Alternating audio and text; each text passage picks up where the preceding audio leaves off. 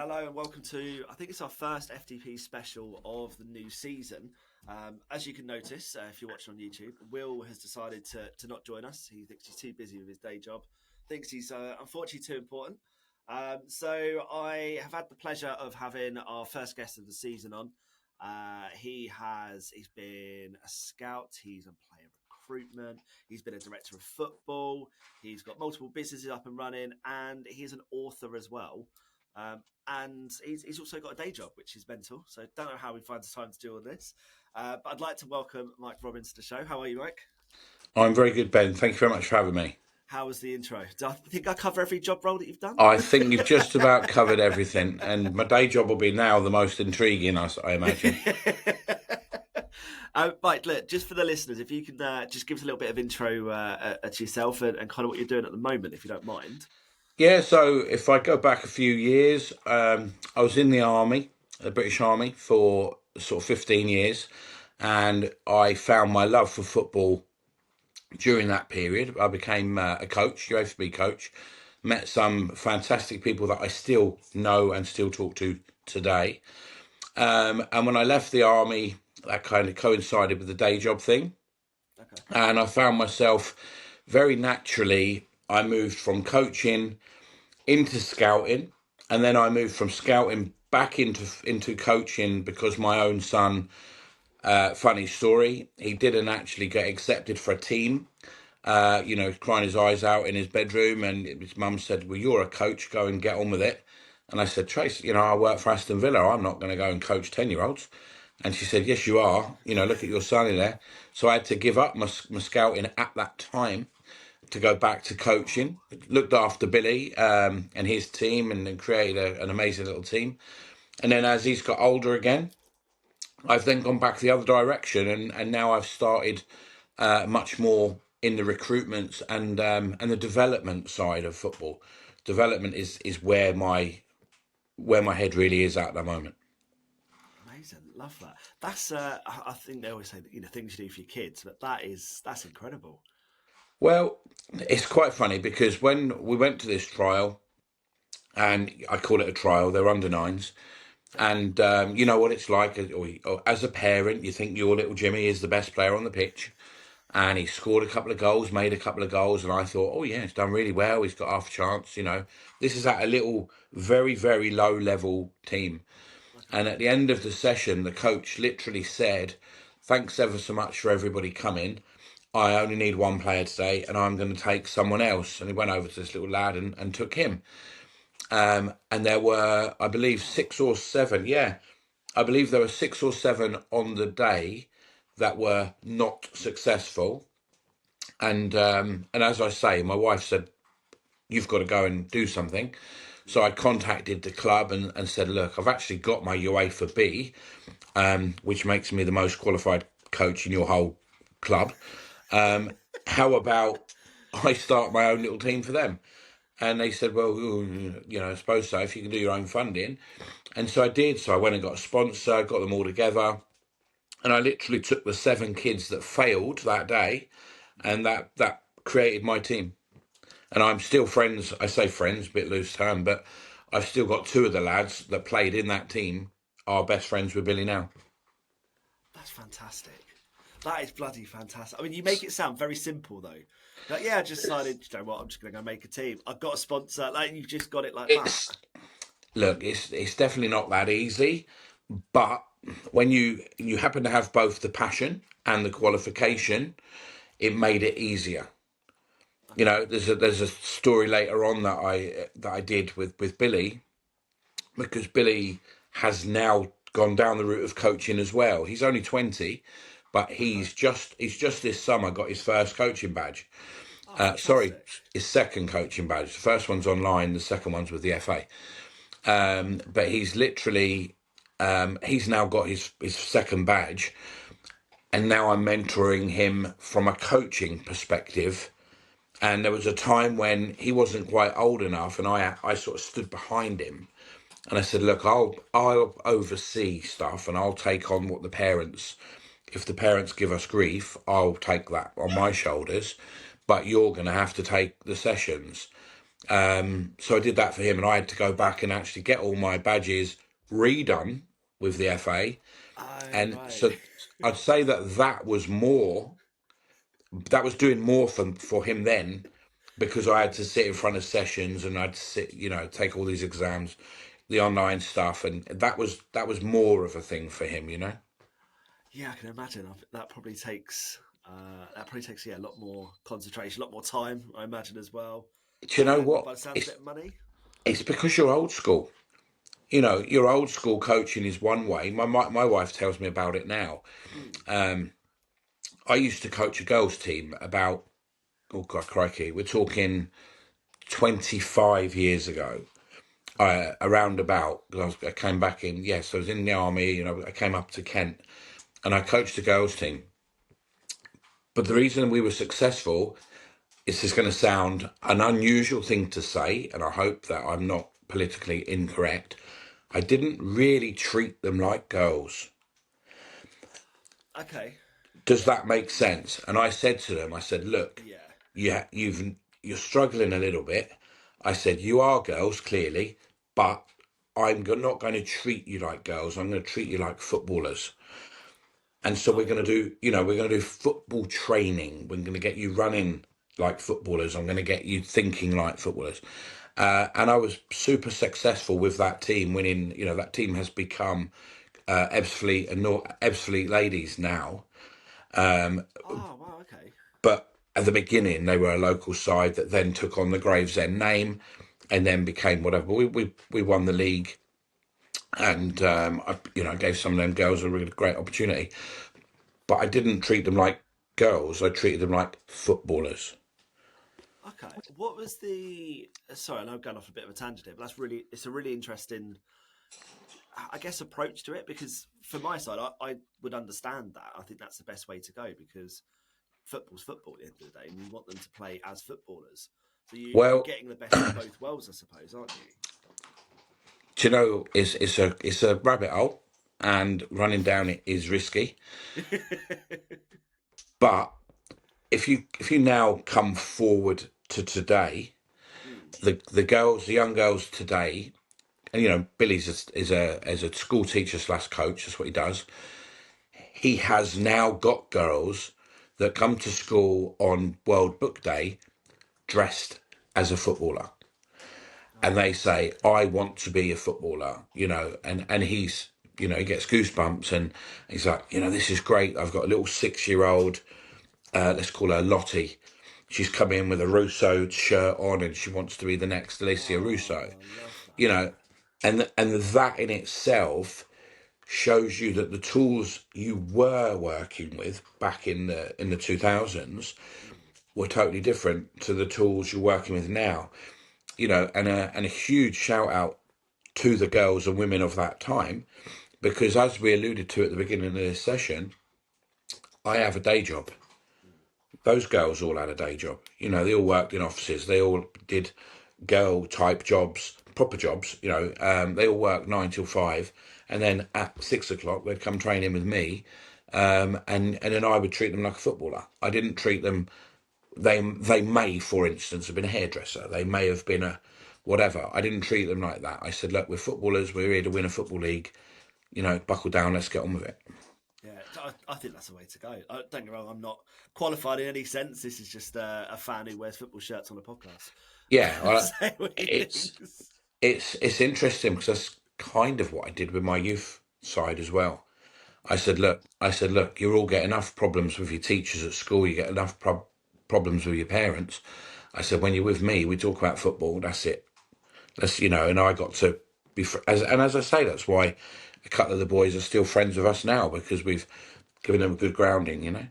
Absolutely, and it's clearly successful, as you said. You've won leagues and titles and things like that. So yeah, I don't think it's the wrong way to do it. It's clearly caused some success and paved the way for where you are now. I think it slightly came off of the coaching point, but the fact is the game's changed. Mm. And now there are so many different routes for a good young coach to get involved now. Back then it was very, very, very difficult, and grassroots was the only way really. But now there are lots of different routes. And I would suspect that there'll be some really good that you can have a career both as a footballer, but also as a coach or an analyst or whatever you may be, even a journalist. You can now have a career following the female game instead of the men's game. Absolutely. I think it's a brilliant thing for the sport generally, and for fans that just want. You can never get enough football, even though it's on every day of the week. It feels like now, but you can never get enough Absolutely. football. So I completely agree, Ben. yeah. Just moving on from obviously the coaching side of things to I want to talk a little bit about Park to Pro, because obviously everything seems to be embedded within that coaching side. It's the belief, it's encouraging them to follow their dreams, follow their passions. Yeah. So yeah, just So, for the listeners, I guess, and for me as well, I'd love to know a little bit more. Park to Pro. Let's talk about how it started first and foremost, what the so inspiration was. it's an interesting one. So to Park to Pro, first of all, I am just finishing a book. Okay. So, well, I'm finishing a book, which is a series of books. So there are Oh, kind of nice. that you'll see where I go with it. There are sort of two or three books that are 95% written, and I kind of need the first piece to drop in to be able to go right there. We go. They're now published. So Okay. I've got everything sorted. I've got a ghost writer sort of checking things over. I'm working with an editor. I'm doing all the covers now as we speak. But Park to Pro, again, I've mentioned Boy Wonder already. It was loosely based on my lad Billy, Hmm. and so Billy, he had his debut at under he would have been 16, and he played for Whitstable Town Oh, cool. against Fisher Athletic. Richard Stiles gave him his debut, which we'll be forever grateful for. And then he came off the bench, played 10 minutes, never did anything wrong. It was a young lad. He was only 16 or whatever he would have been. And you think, oh, what a great career you're going to have in football now. You've come off the bench. You've been paid £30 to do that as well, whatever it was. And you're a proud dad, coach, a scout. You know a little bit about it. And then, believe it or not, and I'm going to give you a spoiler, but I shouldn't really. It then took 500 days until he then started a game at the same level. Oh, wow. It took Okay. 500 days. Now, the irony here is none of it was his fault.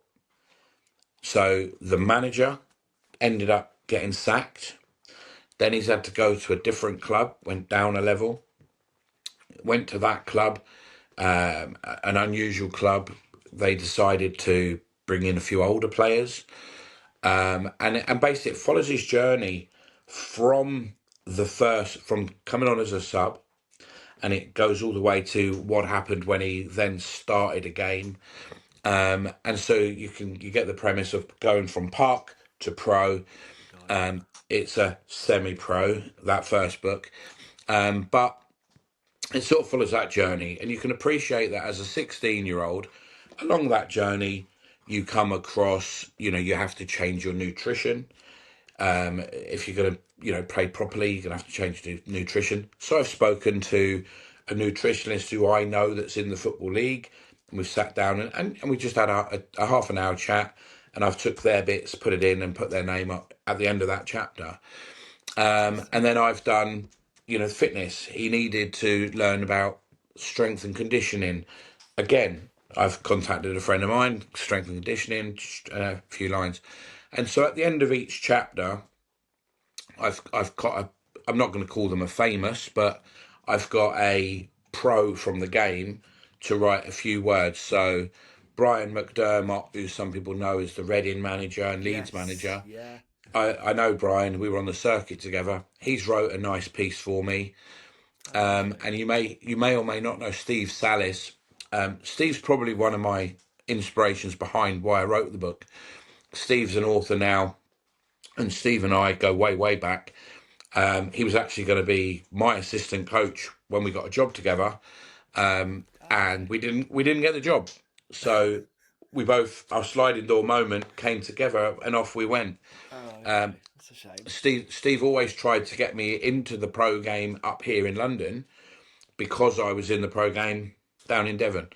And he said, "Look, let's get you involved." But it's quite funny that Steve and I are on very much a different but similar trajectory, and we see things through the same lens. Okay. And yeah, so he was the inspiration why I even wrote the book. And so Park to Pro is this journey. It's all about youth development. It's all about dream, believe, achieve. You know, if you can dream it, you can achieve it. And there's lots of little things in there. I spoke to all sorts of people, chief scouts, head of recruitment. You know, it helps you find an academy. It gives you some advice. It's kind of I want it to be a go-to Bible kind of book where your granny sees this in Waterstones and says, "You want to be a footballer? Read this book." But it's also, I know that there's not that many footballers, and I'm being stereotypical. There's not that many footballers that will go to Waterstones and buy a book. Yeah. So I kind of want it something not too heavy, a little bit of humour in there. It's not meant to be a witch hunt based on all the people that Billy had struggles with, because ultimately at the end, it's Billy's choice what he does at the end, you know. Of course. And then the spin-off from that is obvious Park to Pro, the coaches, Park to Pro in the face of adversity, you know, Park to Pro, the girls. There's lots of things for it to spin off to. My other one at the moment, I won't go into it in too much depth, but it's an A to Z of hacks and it's a really simple light read. It's you know, something really simple to go, put it in my bag. Am I doing that? I should be doing that if I want to be a footballer. I believe that, and by the way, go back to the girls' game. If you have some of the tools, let's say you've got 80% of the tools to be a footballer, the rest of it's up there. And if you want to be a footballer, everything in today's society is there for you to do it. Don't get me wrong. If you're, you know, if you're genetically too tiny, like you're 4 foot nothing, then okay, you might not make it. But for the average out there, if they want something and they write it down that they want something and they actually commit to it, in today's society, everything is there for them to do it. It isn't the way it used to be. Amazing. I just want to loop back on the book quickly. So you said they're 95% basically done. Do you have a published date yet, or Yeah, a sort of time frame of when you want it out? I want it out for Christmas. My idea, yeah, I want it out around about Christmas time. As always with me, I've spinning a couple of little things, but the Mr. Football stuff you've mentioned will now go quiet for a period of time. That's MR Football. That'll go quiet for a period of time now. So I'm going to focus on and finish and go, right, that is job done. So and that's how Park to Pro then came about, because I went to a meeting for football agents, and I met some great guys there, and everything about what I've done the recruitment side of things. I've sort of done a little bit of business side of things. I've got half a decent IQ. I feel I know the game fairly well, and I kind of thought, if you bring the things together, what does it make? And I kind of felt it might be a football agent. You know, I'm not saying it will be. And I thought, I'm going to go, and so I spent some money, went to a course to go and have a look at that. Met some good people, and ironically, they had all their badges. They were a qualified agent, but they had no contacts. And I was the other way round. I had all the contacts, but no badge. Right. And I thought, well, I wonder if I can help them by putting them in touch with people. So that's kind of the route that I've gone down. So Park to Pro became registered as a company, and the idea being that, you know, if you're, little Jimmy and you're 12 years old and you've got something about you, I actually know because I've had experience of taking, well, we'll call him Jack. I've had experience of taking Jack from a park in Kent to Yeah, playing 400 games for Gillingham. That's a true story. yeah, So if amazing. I've done that, then I I must know a little something about what Jack needs to do. Yeah, So I've got the coaching skills to be able to map out and say, look, this is what do you want to achieve is the first thing. How can I help you achieve it? And then I've got the contacts to be able to say, well, let's put you into this club or let's help you with that club. It's kind of a more developmental role than a normal agent would be. And that's yeah, what Parts Pro became, so that if a player came to me and said, Mike, I'm playing for, we use Whitstable. I'm playing for Whitstable. I want to be a pro. What do I do? We can help him. I'll go and watch them. I'll do a report on them. I'll help them with their game. And then help them go further forward. It might be that I pull in one of the agents I know, say, look, this lad's superb. Can you get him a trial? I've been working with an agent this summer, and we've took a boy from non-league into the pro game. So it's doing what I want it to do. mm, I'm not going to take credit for that because the agent was the person that opened the door. All I helped out with, I did some reports on the lad and said, look, this guy's got half a chance. I think he's worth supporting, and yes. that's what we did. Yeah, so you're playing that kind of link between everybody and just interweaving everybody together. So Yeah, and yeah, it and it's that introductory thing, isn't it? I always thought that Park to Pro would, and everyone out there's doing this. I'm watching all these influencers and all this stuff today, and I always thought Park to Pro might become kind of an affiliate program led thing. So if I've talked to you about nutrition, a little bit like Wayne's World for the older listeners out there. Suddenly you're talking about nutrition, and there at the bottom of the page is a link to protein company X. Yeah, And you absolutely. go through this, and then there's a link to a gym or whatever it may be. That's how I thought it might go, and it might in the future. Mm. When somewhere along the line someone realizes what a great name it is and what it can be, somebody might well come in and say, "Look, we want to be part of that."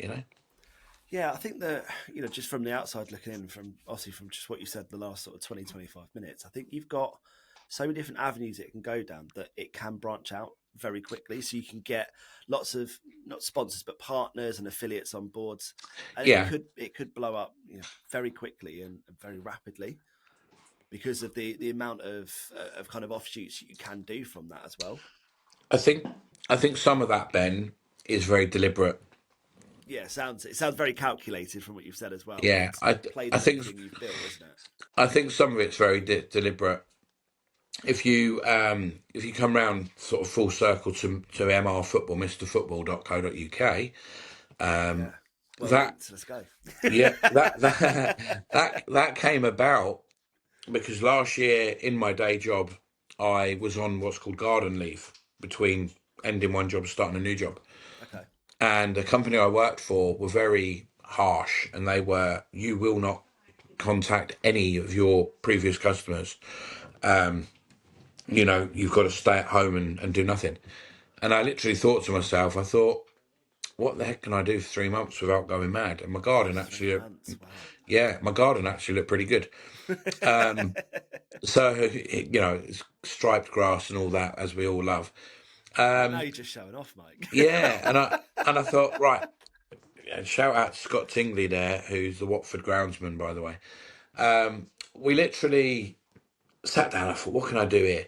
And somebody said to me, look, I'm after a new football kit. You're at home all day. Perhaps you can help us out. And I ended up finding a good supplier from overseas. I worked with them for the summer.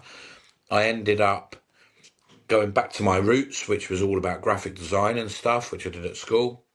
Okay. And I love, colours and styles and all these different things. And football kits, I've always liked football kits. And I believe it or not, I ended up creating a whole football kit for 20 odd teams for one club. I ended up creating a whole academy's worth of kit for a school, local school.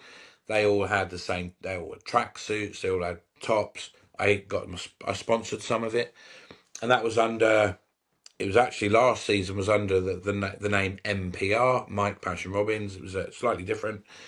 And then at the end of that season, I sort of adjusted, and I thought it worked, but I only dabbled. Let's see if I could do a little bit more. Hmm. And I changed it. I played on my own initials, Mister Football, and I thought I think I can do something with that. And I've changed my supplier, and I actually employed a designer this time, and I've employed like a production manager, and then same thing again. I've kind of replicated what I did last year, but without any problems. So this time I've got Okay. things done much quicker. I've supplied 3 or 4 clubs this summer, like 10 teams each. I've got first teams that are wearing kit now. Um, and of course, my own Park to Pro is the merch for Park to Pro is made by MrFootball.co. So Of course it is. it, Yeah. it now looks nice and looks the part. I'll get something for you. Somebody Fantastic. loves his. If you love your football shirts, we'll sort I something do. out. I've got an entire drawer here actually, full of so many different shirts and stuff. But Yeah, no, yeah, we'll I'll have a chat sort. off there. Yeah, absolutely. But so that's where Mr. Football came in, and the idea of Mr. Football is I've got a few charities that are quite close to what my past, for want of a better word, and I kind of wanted to say, can I give you a shirt that's got a charity name on it, and you put your badge on it, and the charity now gets awareness, and it was cost price, So, but you Okay. won't believe this, and I'll say this truthfully, you can't give these kits away sometimes. You literally can't because they're already embedded with another Yeah. company. You can't give them away. So I haven't quite done as many kits as I probably would have liked. But what I have done is I've been on the journey. I can now, I think one of the clubs I've done had 200 140 shirts across the all the age groups, and another one had 280 at home and away. So I've now started that experience. I can work with a big enough side. I know my lead times. Mm. I've learned all sorts about silly things like stitching and styles and whatever. So, but yeah, no, that's like a little side hustle, right on the very edge. Oh, I love that. Honestly, I feel like you're just. It's kind of like one of those, like idle tycoon games. And you're like, what should I do? And you're like, I'll buy this business. I'll have a go Oh, with that. It's everything football related. You just literally, it feels like a kid living his dream. do you know what? I think that's a great way of explaining it. It has been a bit like that. Everything you've done, and you find yourself getting so excited about each strand. Mm. You're suddenly you're talking about coaching back then, and then it's scouting, and then it's like crazy. So if you're watching on YouTube, you've got to see every story Mike's saying. He's got a big grin. Like you can tell the passion's coming through as well, which is brilliant. Look, I think it's probably a nice way to kind of lead on to your background within the game from the scouting side. I'm sure you've got lots of stories and stuff, but for people who don't know, like especially myself, what it kind of goes on, what's it like being a scout kind of back in the day as well? What does that entail? What does that kind of look like? What's the experience like?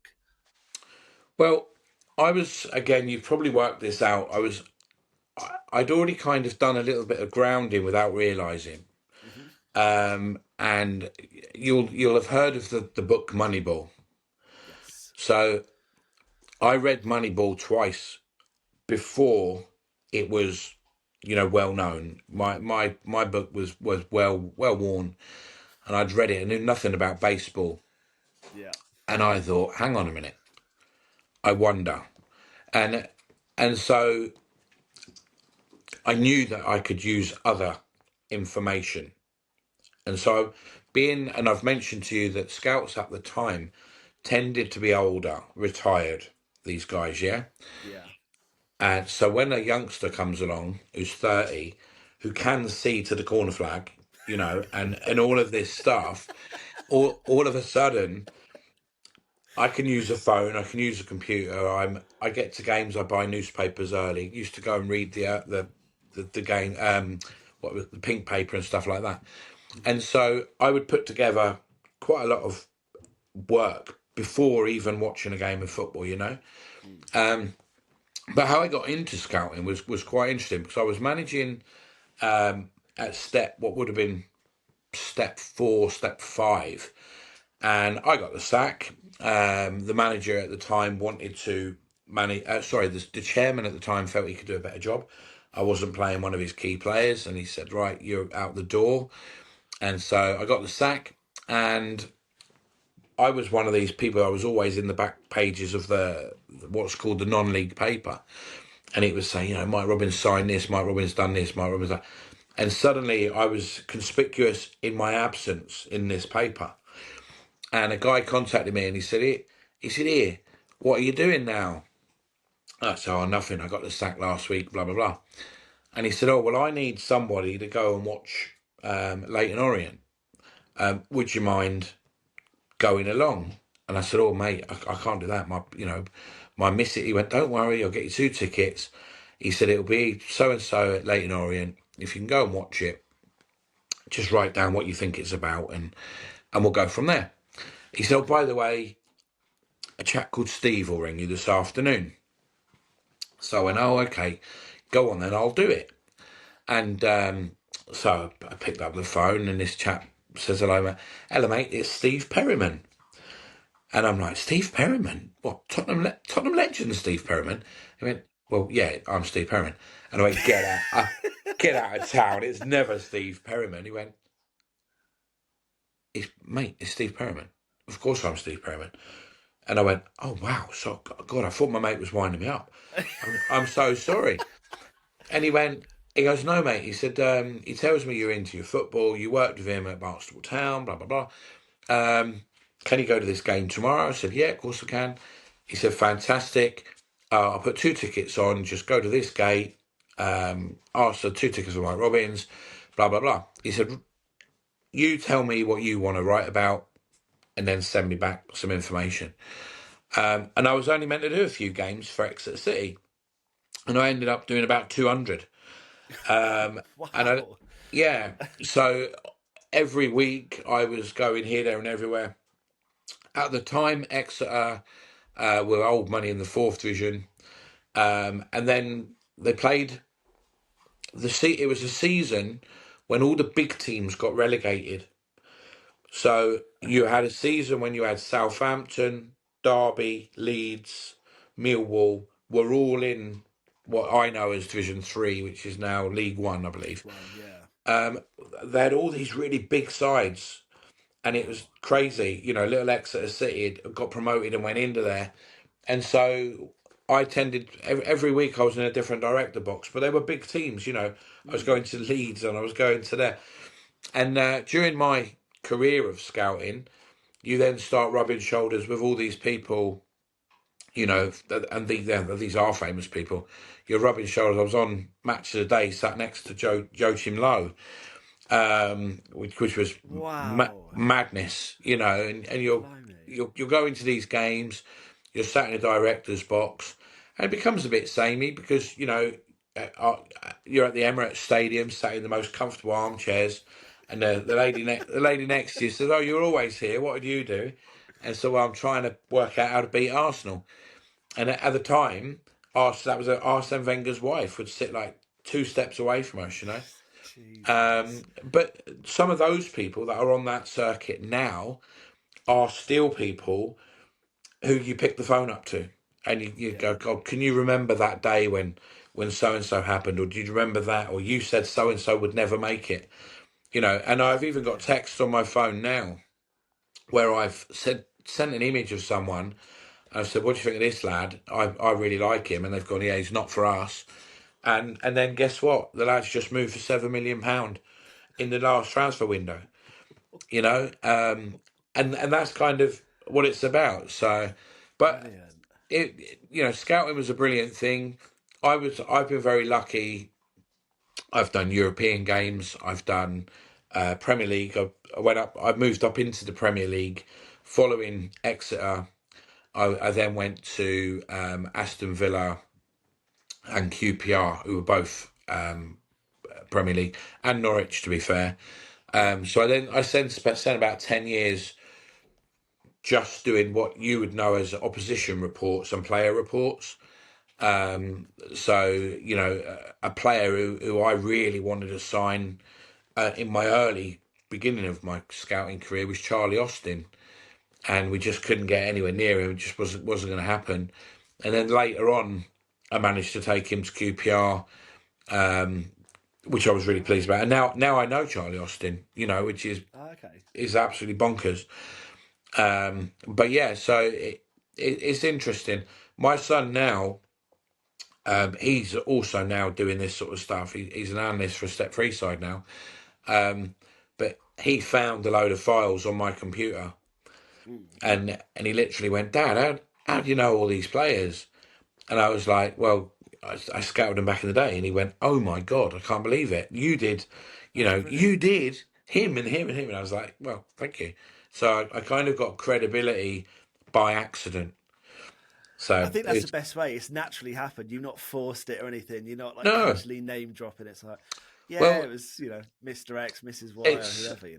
it's funny. I used to joke about one of the film producers, and I saw him say a comment on the TV. He was on something like what's his name, Graham Norton show, Hmm. and he said, "You're stood at the edge of the. It's not your film. You're stood at the edge of it." And he says, "Yeah." He said, "I'm just stood there thinking that lighting could be better, that timing could be better, that could be better." He could say that, and that was a film producer watching someone else produce a film. And Right. I always have the same thing when I'm watching football. And in our house, and I know some of the commentators, they don't talk in the manner we talk, but I often sit and say something, and then about 10 minutes later, the commentator will say it.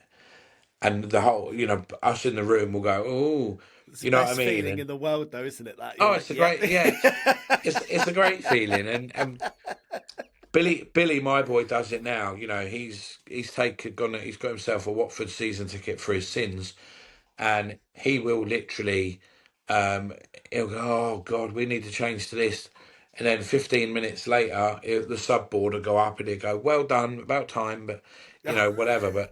But he's a chip off the old block now. Yeah. He's very much that.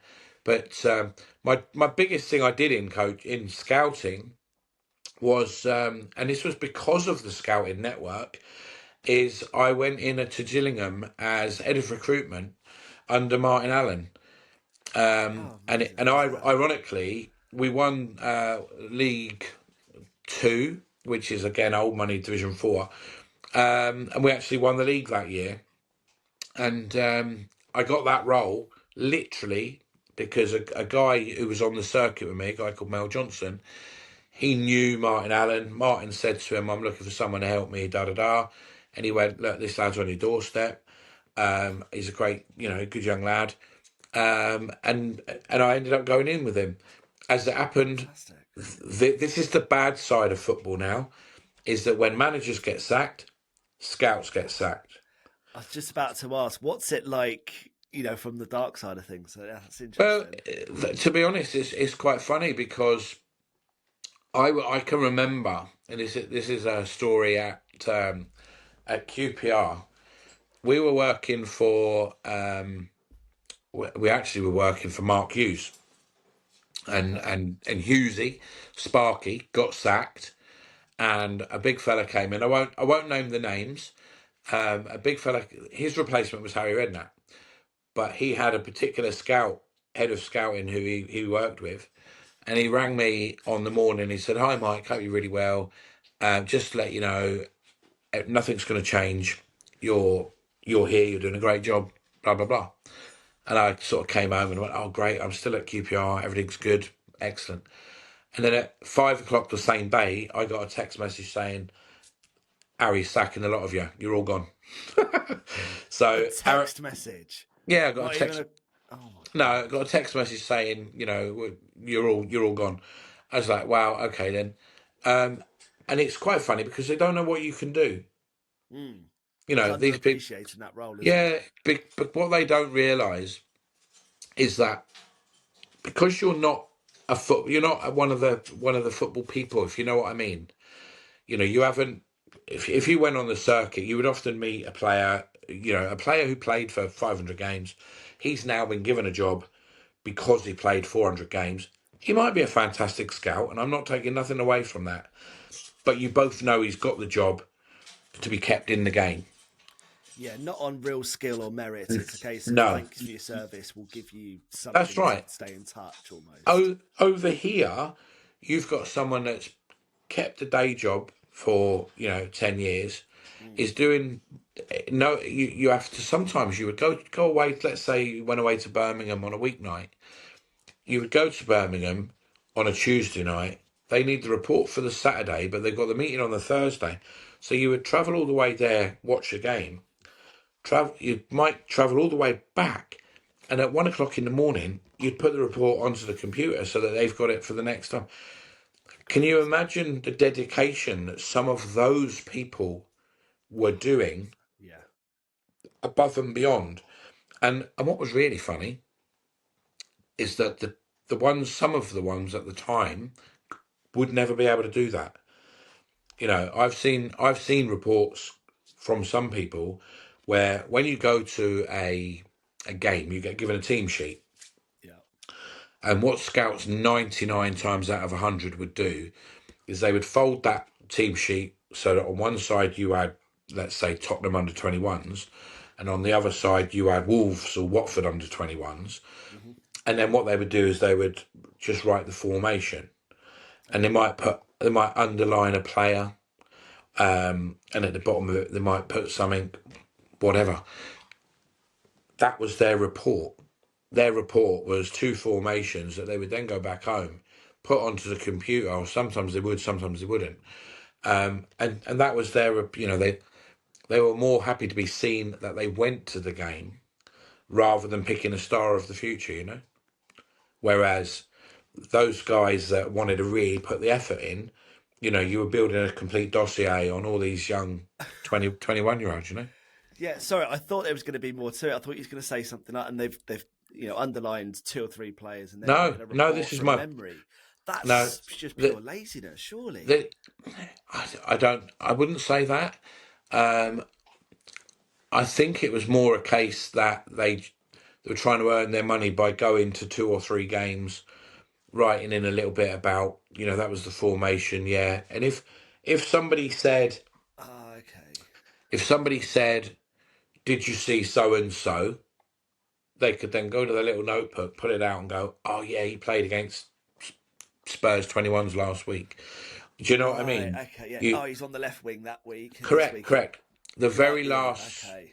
the last thing that they wanted to do was to be. You must have seen him at that game, and they can't remember. They go, do you know what? I don't know if he played or not. I haven't wrote nothing about it. Right. Okay. That's so interesting. There's so much more that's involved that you just don't appreciate. Myself as a casual fan, run the That podcast was with Will to get insights from people like yourself, and it's yeah. just That fascinating. was very much back then, and this is why I mentioned Moneyball, Mm. because now what's happened is a couple of clubs which are by far worthy of a mention are Brighton and Brentford. I was just about to say, Um, yeah, I knew you'd say those two because the they data side. they changed certain aspects of scouting. They worked out if you take the human DNA, for want of a better word, of the Premier League, Hmm. and they took a whole huge study of people studies, and they went, where can we where is the next best place to recruit from, where we're getting the right kind of people that can play in the Premier League. And so they kind of took that Moneyball way much, much, much deeper. I'm not giving them any credit here, but they did it in different ways. Um, but what that has meant is that when I was scouting 20 years ago, I was young Hmm. at 30. Today, if I went scouting, I would be old at 30, because those boys now that are out, they're not necessarily going to a stadium to watch players. They are probably, and I know it's a bit of a joke thing to say, but it's so true. You could scour Football Manager 26, and you could literally go, right, this player's half decent. You can now go to YouTube. You can now go and look at his under 21s. You can now do that. Before you know it, you won't be very far away. I'm not saying it'll be perfect, but Mm. you could certainly draw up a short list, Yeah. from the information without even watching a game of football. And then you need to go and put your football knowledge over the top of that. So the best clubs now have got all this analysis stuff going on. They've got all the data science going on. And then they've got what we refer to as the eyes and ears that come and sit in with them. And if you know much about Moneyball itself, the chief scout in Moneyball was, he threw his arms up to the air and said, "Oh my God, Billy, you know nothing." Mm. It was kind of that moment, but now it's a mixture of all of it. You know, Interesting. Yeah, I think it's fascinating that because it will go full circle. It will all you go full. reckon. Yeah, it will go full circle because now, um, what the bit where it's the same as life. This next part is that it's how much you want to put in with how much you'll get out. And it's the youngsters that are coming through that are now, they've been brought up on a mobile phone, they've been brought up with YouTube, they've been brought Mm. up with, now they're going to be brought up with AI. You know, all of those things, it's not you're going to be left behind because AI is going to take your job. You'll get left behind if you don't understand how to use it. And that's where, a lot of these older scouts, they don't want to sit and watch 50 videos about a player, Yeah. whereas the youngsters do. They love it. They want to do it. They want to clip it. They want to do this. They want to send it to their mate. And that's why there's so many avenues opening up in football now. That you can do remote scouting for an overseas side now. That's fascinating. Honestly, so fascinating. Mike, look, I'm a little bit conscious of time because I know that you've got quite a lot on and stuff today. But just to kind of leave the listeners and the viewers with a little bit about you, I guess, and a little bit of a flavour. So you've got your book. When's that coming out? So you're hoping by the end of the year, is it correct? Yeah. So at the moment, I'm hoping I'm going to get my head down and get the first part to pro finished. The kit stuff will park itself gently, ready for next summer now. Okay. Sorry, for the next season. I'll just finish off what's going on. I'll get Park to Pro finished. I've got a couple of conversations with clubs at the moment, to do a little bit, maybe do a little bit of scouting / analysis, Nice. here in the southeast. I harbour an ambition. I kind of harbour an ambition one day to get to be back at that level. Okay. Um, I I watch football. Like you, I cover the miles. I'm up to about something like 30 odd games this season already. Here, there, and everywhere. Some of them are even Sunday morning. I will even go and stand in between two Sunday morning games of football, and watch that game, and then watch that game. And then come back and say, "Do you know this player and who does he play?" And you'll always find them. I'll even sit and watch the kids play football at Butlins. It's football's, and when you see a dead old football by the side of the road, your imagination is that football is, yeah, I love it. Yeah, it's something about Yeah. football. I don't know what it is, and I don't even know what I've got to give to football in the future. I don't know what that looks like, but I'm I'm fairly convinced it will be a something. but I Yeah, don't know. definitely. I don't know what it is. I've got some quite big dreams for Park to Pro. Um, Park to Pro, I think will evolve into something quite special. Mm. And if it does, I believe it. I think it's got the ring to it to be something like a household name in what it does, if you know what I mean. And I Yeah. do. I just have this feeling uh, deep in my gut that something very special will come of Parks Pro, and it may be sold on. Someone else might take it to its heavy, what it becomes. But I've got big dreams for it. Yeah, I mean, from my side, it sounds as though it's driven by someone who knows his shit. Excuse the Oh, language, bless you. but Thank you very know much. your shit. You've got the passion. You've got the drive for it. You've also got connections as well, which is a massive help this day and age. As you've proved throughout your career and things so far. I think just keeping that drive, yeah, I think it's going to be. It could definitely be something. And the name, I think it sums it up perfectly of what you're looking to do, especially with all the avenues. Whether that was deliberate or it fell into place, I'm not too sure. But the Well, smirk says it wasn't deliberate. no, I'll tell you what's funny, and how we've come about. We know each other via LinkedIn and stuff like that. Mm, And originally, I couldn't work out whether it should be pitch to pro, and it didn't work. And I thought, "Hmm." And it's so funny because I went to company's house and there was no Park to Pro, and I thought, fantastic. I'm okay. going to call it Park to Pro. I registered, did absolutely everything, and then lo and behold, over in deepest Buckinghamshire, there's a little tiny football academy which wasn't registered at company's house, Right. which is also called Park to Pro, but it's for little tiny people. And I thought, you know what, I can help them pass it forward, and I can whatever.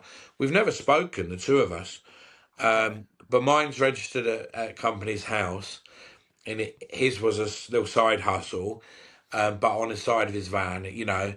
Um, but it got too deep. It's now Parts Pro. I've got my badge. I've got everything about it. It's got a few followers on LinkedIn now. Um, I'm trying to keep that rotating so that when it becomes what I think it's going to become, then one of the big brands can come in and gobble it up. I think. Okay. They'll probably gobble up Mr. Football at the same time because I think it will all be deliberately linked together. Yeah. Strategically, I think it's probably the key word there.